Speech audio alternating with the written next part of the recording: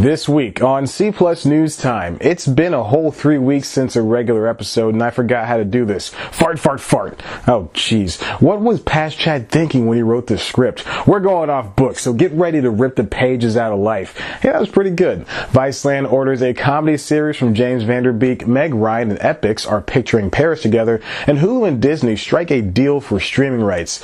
Sorry, Netflix, you'll just have to go back to all your piles of money. Plus, I'll be predicting this year's Golden Globe winners. Doesn't this air the day after the Globes? Shut up, nerd. Looks like I'm back in the saddle in this C Plus Time News. Dang it. It's C Plus News Time. Delivering to you the news you didn't know about, the news you didn't care about, and the news you didn't know you cared about. With host, Chad White. Now, here's that host, Chad White.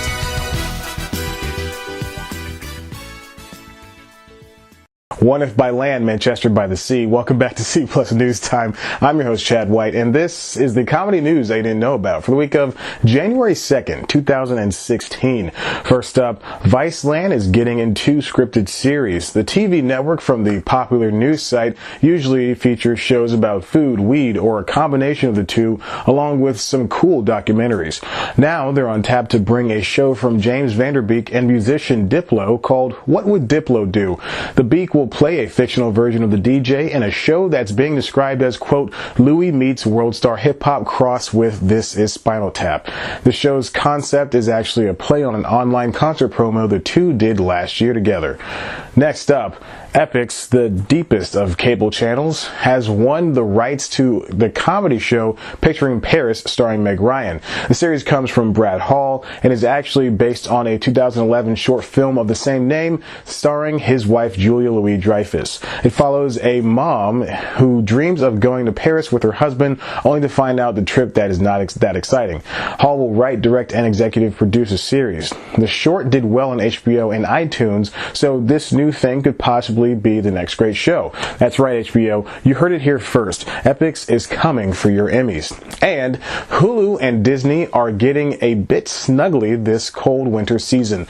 Walt Disney Studios crafted a deal with the streamer to be the exclusive home to its movies. Hits like Mulan, Hercules, and Air Bud can now be found on Hulu right this second. This deal doesn't just include cartoon and kiddie films. Gone in 60 Seconds, Con Air, Pearl Harbor, and other Disney faves are headed there too. Hulu previously added a bunch of Disney Channel and Disney XD shows like Gravity Falls, which is essential watching for fans of living in general. Netflix was previously the only home for Disney movies, but this deal changes the dynamic of the biggest streaming platform and the biggest media entity. Why pull some of the biggest animated movies of the past 50 years and put them on a site that reported 12 million total paid subscribers in May of 2016? For comparison though, as of the fourth quarter of 2016, Netflix reported a staggering 90 million users. But for the record, both are steadily slowing subscriber growth. My theory for such a move is that it all comes down to who owns Hulu. You see, Hulu was started as a joint venture for Walt Disney, 21st Century Fox, and Comcast, aka NBC Universal. Also note that as of August 2016, Time Warner, aka Turner, now owns 10%. Comcast was essentially a pioneer in the venture as it teamed up with the likes of MySpace, Yahoo, and others in order to provide television on the internet. The others slowly trickled in, buying up portions of the company. All of this is to say that since Disney is a big partner in Hulu, the move only made sense. Netflix could offer them more money to stay, but why would they? Each company has their own movies and TV shows to promote. It's not lucrative to make a contract where one is not needed. And that, kids, is how the business world works. Probably. And finally, the Golden Globes are this Sunday, or last night, or a long time ago, depending on how far into the future you guys are watching this. Hi, future. Did Giant Douche kill us all yet? Anyway, like I said, the 2017 Golden Globes happened and or are happening. I have predictions. This is comedy's only time to shine in terms of movie awards where it really matters. Sorry, MTV. For comedy or musical series actress, we have Rachel Bloom for Crazy Ex-Girlfriend, Julia Louis-Dreyfus for Veep, Sarah Jessica Parker for Divorce, Issa Rae for Insecure, Gina Rodriguez for Jane the Virgin, and Tracee Ellis Ross for Blackish. While I adore the show, Bloom won last year and Rodriguez had her time before. Parker already won her awards, so really it comes down to Ross and Rae. For comedy or musical series actor, there's Anthony Anderson for Blackish, Gael Garcia Bernal for Mozart in the Jungle, Donald Glover for Atlanta, Nick Nolte for Graves, and Jeffrey Tambor for Transparent. My money's on Tambor to win again, but I'm hoping that either Anderson or Glover can take him down. If Nolte or Bernal win, I will be upset. For comedy or musical series, Atlanta, Blackish, Mozart in the Jungle, Transparent, and Veep are up.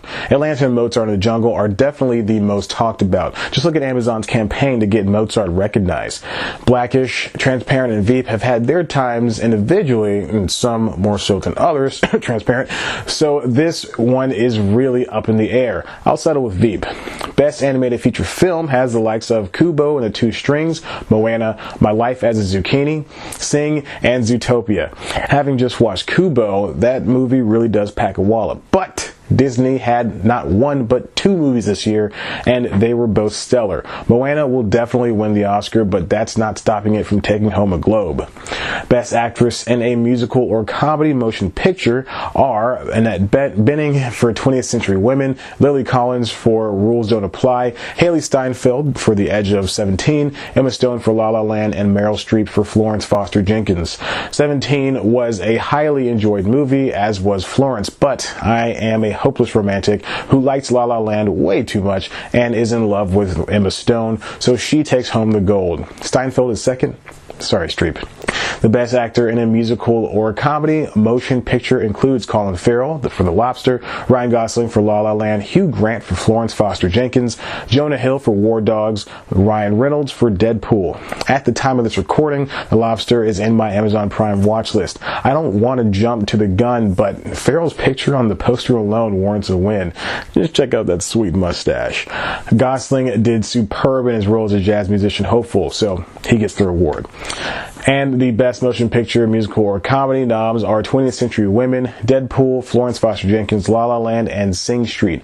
La La Land is near perfect. Florence Foster Jenkins is held in the same regards. Sing Street admittedly looks really good by the trailer. I'm giving it to La La Land though, but if Deadpool beats any one of these movies, there will be hell to pay. Hell damn it, to pay damn it. And that's all the news I have for you for this week on C Plus News Time. Why don't you subscribe and check out all of our other videos? Of course, you can always head to the website cpluscomedy.com, where we've got the latest news, reviews, features, interviews, and other good comedy bits that only I can provide you with. You can follow us on Twitter at cpluscomedy, follow me on Twitter at ShyBlackWhite, like us on Facebook, Tumblr with us on Tumblr, and always be sure to remember to write a good script, because sometimes you might have to say news time off the top of your head, and it's not fun that way. All right, stay warm. There's snow. Be cool.